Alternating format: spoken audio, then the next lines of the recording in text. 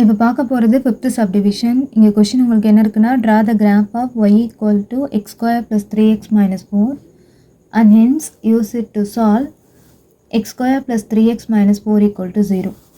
முன்னாடி போட்ட second sum, third sum, fourth sum மாதிரி தான் இது. ஃபஸ்ட்டு இருக்கிற ஈக்குவேஷனுக்கு டேபிள் வரையணும். அதுக்கப்புறமா ஃபஸ்ட்டு இருக்கிற ஈக்குவேஷனையும் செகண்டாக கொடுத்துருக்காங்க இல்லையா, இந்த ஈக்குவேஷனையும் எலிமினேஷனில் சால்வ் பண்ணி புது ஈக்குவேஷன் வரும். அதுக்கு அடுத்து கிராஃப் வரையணும். ஃபஸ்ட்டு உங்களுக்கு கர்வ் கிடைக்கும், ரெண்டாவது அந்த புதிய ஈக்குவேஷனுக்கு நீங்கள் போடுறப்ப லைன் கிடைக்கும். அது ரெண்டுத்தையும் யூஸ் பண்ணி எங்கே இன்டர்செக்ட் ஆகுது அப்படிங்கிறத பார்த்தோம் அப்படின்னா சொல்யூஷன் என்னங்கிறது தெரிஞ்சிடும். இப்போ ஃபஸ்ட்டு இருக்கிற ஈக்குவேஷனுக்கு போயிட்டு கிராஃப் வரைஞ்சிடலாம். இங்கே உங்களுக்கு ஃபஸ்ட்டு இருந்த ஈக்குவேஷன் என்னென்னா y equal to x square plus 3x minus 4. எக்ஸுக்கு நம்மளே பாயிண்ட் எடுத்துப்போம் -4லேருந்து +4 வரைக்கும். அடுத்து எக்ஸ் ஸ்கொயர், அடுத்து 3x, அடுத்து -4. -4 எங்கேயுமே மாறாது, எல்லா இடத்துலையுமே உங்களுக்கு இங்கே என்ன வரும்னா -4 தான் வரும். எக்ஸ் ஸ்கொயருங்கிறது இதை ஸ்கொயர் பண்ணி எழுதுறது. -4 ஸ்கொயர் பண்ணால் 16, -3 ஸ்கொயர் பண்ணால் 9, -2 ஸ்கொயர் பண்ணால் 4, -1 ஸ்கொயர் பண்ணால் 1, 0 ஸ்கொயர் பண்ணால் 0, 1 ஸ்கொயர் பண்ணால் 1, 2 ஸ்கொயர் பண்ணால் 4, 3 ஸ்கொயர் பண்ணால் 9, 4 ஸ்கொயர் பண்ணால் 16. 3x அப்படின்னா 3 இன்ட்டு எக்ஸ்னு அர்த்தம். இங்கே இருக்கிற 3ஐயும் இங்கே இருக்கிற -4ஐயும் மல்டிப்ளை பண்ணி இங்கே எழுதுவீங்க. இங்கே இருக்கிற எக்ஸ் வேல்யூ எல்லாத்தையும் 3ஆல் இன்ட்டு பண்ணி எழுதணும். Plus into minus minus 3 4s are 12, plus into minus minus 3 3s are 9, plus into minus minus 3 2s are 6, plus into minus minus 3 1s are 3, 3 into 0 0, plus into plus plus தான் 3 1s are 3, மறுபடியும் plus into plus plus 3 2s are 6, plus into plus plus 3 3s are 9, plus into plus plus 3 4s are 12. இப்போ உங்கள் கொஷினில் இருக்கிற equation என்னவோ அதுதான் நீங்கள் solve பண்ணுவீங்க. இங்கே உங்கள் கொஷின் என்னென்ன இருக்குன்னா X square plus 3x minus 4. இப்போ இது மூணுத்தை மட்டும்தான் எடுத்து சால்வ் பண்ணுவீங்க. இங்கே -12 -4 ஒரே சைனில் இருக்குது. இது ரெண்டுத்தையும் ஆட் பண்ணோன்னா -16 வரும். ஏற்கனவே இங்கே ஒரு +16 இருக்குது. 16 - 16 0. இங்கே -9ம் -4ம் ஒரே சைனில் இருக்குது. இதை ஆட் பண்ணோம் அப்படின்னா -13 வரும். -13 + 9ங்கிறப்போ 13ல் 9 போயிடுச்சு அப்படின்னா 4. -13 தான் இது ரெண்டுத்தையும் ஆட் பண்ணுறப்போ வந்துட்டு, அப்போ பிக்கர் நம்பர் சைன் வந்து மைனஸ். இதுவும் ஒரே சைனில் இருக்குது. ஆட் பண்ணிங்கன்னா -10 வரும். இங்கே ஒரு 4 இருக்குது. 10ல் 4 போயிட்டுனா 6. பிக்கர் நம்பர் சைன் வந்து அந்த -10ஓட மைனஸ் வரும். இங்கே -3 -4னா -7. 7ல் 1 போயிடுச்சு அப்படின்னா 6. பிக்கர் நம்பர் சைன் வந்து மைனஸ், ஏன்னா இது ரெண்டுத்தையும் ஆட் பண்ணுறப்போ -7 வந்தது. 0 + 0 -4னா அதே -4 தான் வரும். அடுத்து இங்கே 1ம் 3ம் ஒரே சைனில் இருக்குது. 1யும் 3 ஆட் பண்ணோன்னா 4. 4 - 4ங்கிறது 0. இங்கே 6ம் 4ம் ஒரே சைனில் இருக்குது. ஆட் பண்ணால் 10. 10 - 4 அப்படின்னா 6. இங்கே 9ம் 9ம் ஒரே சைனில் இருக்குது. ஆட் பண்ணால் 18. 18ல் 4 போயிடுச்சு அப்படின்னா 14. இங்கே 16ம் 12ம் ஒரே சைனில் இருக்குது. ஆட் பண்ணோன்னா 28 வரும். அதில் 4 போயிடுச்சு அப்படின்னா பேலன்ஸ் வந்து 24. இங்கே இதை ஆட் பண்ணுறப்ப 28 தான் பிக்கர் நம்பர் சைனு. அதனால் இந்த இடம் இங்கே எல்லாத்துலேயுமே ப்ளஸ் தான் வந்திருக்கும். இப்போ இங்கே ஒய்க்கு வந்த ஆன்சரில் அதிகமாக உங்களுக்கு 24 தான் இருக்குது. அதையும் நம்மளால் ப்ளாட் பண்ண முடியும். அப்போ இந்த பாயிண்ட்ஸ் எல்லாத்தையுமே ப்ளாட் பண்ண முடியுங்கிறதுனால பாயிண்ட்ஸ் டு பி ப்ளாட்டில் எல்லாத்தையுமே எழுதுவீங்க. ஃபஸ்ட்டு பாயிண்ட்டு -4, 0, அடுத்து -3, -4, அடுத்து -2, -6, -1, -6, அடுத்து 0, -4, அடுத்து 1, 0, அடுத்து 2, 6, அடுத்து 3, 14, லாஸ்ட்டாக 4, 24. இப்போ ஃபஸ்ட்டு ஈக்குவேஷனுக்கு டேபிள் போட்டு பாயிண்ட்ஸ் எடுத்துட்டோம். அடுத்து ஃபஸ்ட்டு கொடுத்த ஈக்குவேஷனையும் செகண்ட் கொடுத்த ஈக்குவேஷனையும் எலிமினேஷன் மெத்தடில் சால்வ் பண்ணணும். அதுக்கப்புறம் புது ஈக்குவேஷன் வரும், அதுக்கு டேபிள் போடணும். உங்களுக்கு செகண்டாக இந்த ஈக்குவேஷன் தான் கொடுத்துருந்தாங்க, X square plus 3x minus 4 = 0. First கொடுத்த ஈக்குவேஷனையும் செகண்ட் கொடுத்த ஈக்குவேஷனையும் எடுத்து எழுதிட்டோம். இப்போ சைனை மாற்றுவோம். ஏன் சைனை மாற்றுறோன்னா அப்போ தான் எக்ஸ் ஸ்கொயர் டேர்ம் கட் ஆகும். அதனால் இங்கே ப்ளஸ் இருக்குது, மைனஸ், இங்கேயும் ப்ளஸ் இருக்குது, மைனஸ், மைனஸ் இருக்கிறதுனால இந்த இடத்துல ப்ளஸ். இப்போ சைனை மாற்றிட்டு பார்த்தோம் அப்படின்னா எக்ஸ் ஸ்கொயர் மைனஸ் எக்ஸ் ஸ்கொயருங்கிறப்போ இது ரெண்டும் கட் ஆகிடும். 3x மைனஸ் 3xங்கிறப்போ இதுவும் கட் ஆகிடும். +4 -4 அப்படிங்கிறப்ப இதுவும் கட் ஆகிடும். அதாவது டோட்டலாக இது ஃபுல்லாக எல்லாமே கட் ஆகிடும். அப்போ இங்கே எதுவுமே இருக்காது, 0. y - 0ங்கிறப்ப y தான் வரும். இப்போ உங்களுக்கு புதுசாக அந்த ஈக்குவேஷன் என்னென்னா y = 0ன்னு வந்திருக்கு. இதுக்கு முன்னாடி வந்ததில் x+1 x+2 இல்லை x-1 அந்த மாதிரி வரும். எக்ஸுக்கு வேல்யூ அப்ளை பண்ணி புதுசாக ஒரு டேபிள் போட்டு எக்ஸோடதும் ஒய்யோடதும் எடுப்போம். ஆனால் இங்கே உங்களுக்கு என்ன வந்திருக்குன்னா y = 0 தான் வந்திருக்கு. அப்போ ஒய்யோட பாயிண்ட்டு எல்லா இடத்துலையும் எப்படி இருக்குன்னா 0வாக தான் இருக்கும். அப்போ ஒய்யில் பாயிண்ட்டே இல்லை அப்படின்னா எதில் பாயிண்ட் இருக்கும்? எக்ஸில் தான் பாயிண்ட் இருந்திருக்கும். அப்போ எக்ஸில் மட்டும்தான் பாயிண்ட் இருந்திருக்கும். அப்போ அது எந்த ஆக்சிஸை சொல்லும் அப்படின்னா எக்ஸ் ஆக்சிஸை தான் சொல்லும். அதாவது y = 0 அப்படிங்கிறது எதை ரெப்ரசன்ட் பண்ணுறதா அர்த்தம் அப்படின்னா எக்ஸ் ஆக்சிஸை ரெப்ரசன்ட் பண்ணுறதா அர்த்தம். ஸோ இதுக்கு நீங்கள் டேபிள் எதுவுமே போட தேவையில்ல. டைரெக்டாக இந்த இடத்துல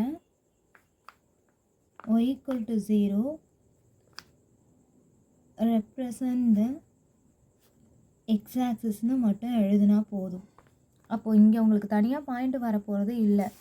இந்த பாயிண்ட்ஸை பிளாட் பண்ணுவீங்க, கர்வ் கிடைக்கும். அந்த கர்வு நம்ம எக்ஸ் ஆக்சிஸில் எந்த இடத்துல தொட்டிருக்குன்னு பார்த்தா மட்டும் போதும்.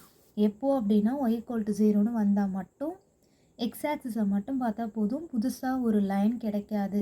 ஃபஸ்ட்டு இதில் கர்வ் கிடைக்கும், ஆனால் ரெண்டாவது இதில் புதுசாக ஒரு லைன் கிடைக்காது. ஏற்கனவே நம்ம வரைஞ்சிருக்க எக்ஸ் ஆக்சிஸில் தான் எந்த இடத்துல டச் ஆகிருக்குன்னு பார்க்கணும். இப்போ இந்த பாயிண்ட்ஸை போய் பிளாட் பண்ணிடலாம். எக்ஸ் ஆக்சிஸில் ஒரு யூனிட்டாக எடுத்திருக்கோம். ஒய் ஆக்சிஸில் 24 வரைக்கும் வேணுங்கிறதுனால 2 யூனிட்ஸாக எடுத்திருக்கோம். கீழேயும் பாயிண்ட்ஸ் வேணும், ஏன்னா -6லாம் வருது இல்லையா, அதனால் கீழேயும் கொஞ்சம் பாயிண்ட்ஸ் இருக்கிறதுக்காக இந்த லைனை இந்த இடத்துல போட்டிருக்கேன். ஒரு வேளை இங்கே பாயிண்ட்ஸ் தேவையில்லைன்னா இந்த லைனை இது வரைக்கும் கீழே கூட இறக்கி போட்டுக்கலாம். இப்போ வேணுங்கிறதுனால நான் இந்த லைனை இங்கே போட்டிருக்கேன். எக்ஸு x', இங்கே ஒய், கீழே y' வரும். இங்கே பாசிட்டிவில் எடுப்பீங்க, இங்கே நெகட்டிவில், மேலே பாசிட்டிவ் கீழே நெகட்டிவ். இந்த பாயிண்ட்ஸ் எல்லாத்தையுமே எழுதியாச்சு. இதுக்கப்புறம் பாயிண்ட்ஸை பிளாட் பண்ண வேண்டியதுதான். First point -4,0. -4,0ங்கிறப்ப எக்ஸில் இருக்கிற -4 தான் பார்ப்பீங்க. அப்போ எக்ஸ் ஆக்சிஸில் -4 வந்து இங்கே வரும். அப்போ இதுதான் உங்களுக்கு -4,0. அடுத்த பாயிண்ட்டு -3, -4. -3 இங்கே இருக்குது, -4ங்கிறது இங்கே. அடுத்த பாயிண்ட்டு -3, -4. -3 இந்த லைனு, -4ங்கிறது இதுக்கிட்ட இருக்குது. பாயிண்ட் வந்து இங்கே வரும். இதுதான் உங்களுக்கு -3, -4. அடுத்த பாயிண்ட்டு -2, -6. -2 இங்கே, -6ங்கிறது இந்த லைன். அப்போ பாயிண்ட் வந்து இதுக்கிட்ட வரும். இதான் உங்களுக்கு -2, -6. அடுத்த பாயிண்ட்டு -1, -6. -1 இங்கே, -6ங்கிறது இந்த இடம். அப்போ இதுதான் உங்களுக்கு -1, -6. அடுத்த பாயிண்ட்டு 0, -4. 0, -4ங்கிறப்ப எக்ஸ் ஆக்சிஸில் 0, ஒய் ஆக்சிஸில் இருக்கிற -4 தான் பார்ப்பீங்க. அப்போ ஒய் ஆக்சிஸில் -4 வந்து இங்கே இருக்குது. அப்போ இதுதான் உங்களுக்கு 0, -4. அடுத்த பாயிண்ட்டு 1, 0. 1, 0ங்கிறப்ப எக்ஸ் ஆக்சிஸில் இருக்கிற 1 தான் பார்ப்பீங்க. இப்போ எக்ஸில் 1 வந்து இங்கே இருக்குது. இதுதான் 1, 0. அடுத்த பாயிண்ட்டு 2, 6. 2 இந்த லைனு, 6 வந்து இதுக்கிட்ட. இப்போ இதுதான் உங்களுக்கு 2, 6. அடுத்த பாயிண்ட்டு 3, 14. 3 இந்த லைனு, 14 வந்து இதுக்கிட்ட. அப்போது இங்கே வரும். இதுதான் உங்களுக்கு 3, 14. Last point 4, 24. 4 வந்து இந்த லைனு, 24 இதுக்கிட்ட இருக்குது. பாயிண்ட் வந்து இங்கே வரும். இதான் உங்களுக்கு 4, 24. இப்போ எல்லா பாயிண்ட்டையும் ஒன்று ஒன்றா ஜாயின் பண்ணோன்னா கர்வ் கிடச்சிடும். இந்த பாயிண்ட்ஸ் எல்லாம் பிளாட் பண்ண உடனேவே தெரியும் அது வந்து உங்களுக்கு கர்வ் ஷேப்பில் இருக்கிறது. அப்படி ஒரு வேளை இந்த பாயிண்ட் இங்கே இல்லாமல் இந்த இடத்துல நவுந்து போயிடுச்சுன்னா அந்த கர்வ் இப்படி வந்து இப்படி போய் இப்படி வரா மாதிரி இருக்கும். அந்த மாதிரி அந்த கர்வ் டிஸ்ட்ராக்ட் ஆகுது, மாறுது, அந்த மாதிரி இருந்துச்சுன்னா எந்த பாயிண்ட்டு நகருதோ அந்த பாயிண்ட் தப்பு. அந்த பாயிண்ட்டை மறுபடியும் போய் ஒரு தடவை செக் பண்ணிவிட்டு மாற்றினீங்க அப்படின்னா கரெக்டான கர்வ் வந்துடும். அதை ஞாபகத்தில் வச்சுக்கோங்க. இப்போ இது எல்லாத்தையுமே நம்ம ஜாயின் பண்ணிடலாம். இப்போ இந்த எல்லா பாயிண்ட்ஸையும் ஜாயின் பண்ணியாச்சு. இங்கே என்ன ஈக்குவேஷனோ அதை எழுதிடணும். இதோட ஈக்குவேஷன் என்னென்னா y = x² + 3x - 4. இதான் இதோட ஈக்குவேஷன். ஸ்கேலில் x axis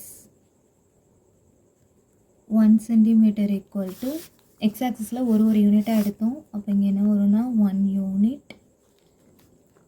y axis 1 centimeter equal to 2 யூனிட்ஸாக எடுத்தோம். அதனால் இங்கே 2 யூனிட்ஸில் வரும். இப்போ ஸ்கேல் எழுதி முடிச்சாச்சு. நான் முன்னாடியே என்ன சொல்லியிருந்தேன் அப்படின்னா, எல்லா கிராஃபுக்கும் கர்வும் வரும், ஒரு லைனும் வரும். அது ரெண்டும் எங்கே டச் ஆகுது அப்படின்னு பார்த்து சொல்யூஷன் என்னென்னு பார்ப்போம். ஆனால் இந்த சம்மில் உங்களுக்கு செகண்ட் ஈக்குவேஷன் என்னென்னு வந்ததுன்னா y = 0ன்னு வந்தது. அதாவது அந்த y = 0ங்கிறது எதை சொல்லணும்னா எக்ஸ் ஆக்சிஸை தான் ரெப்ரசன்ட் பண்ணணும்னு சொல்லியாச்சு.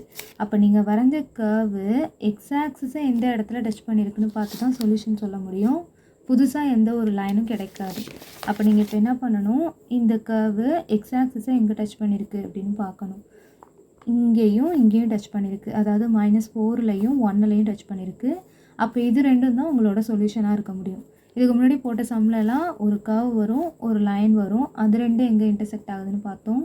ஆனால் y = 0ன்னு வந்தால் மட்டும் கர்வ் மட்டும்தான் கிடைக்கும். நீங்கள் லைன் வந்து எக்ஸ் ஆக்சிஸ் தான் லைனாக எடுத்து பார்த்துக்கணும். அப்போ இந்த சம்முக்கு சொல்யூஷன் என்ன அப்படின்னா -4,1ங்கிறது தான். இதை மட்டும் பின்னாடி போயிட்டு எழுதிட்டா முடிஞ்சிருச்சு.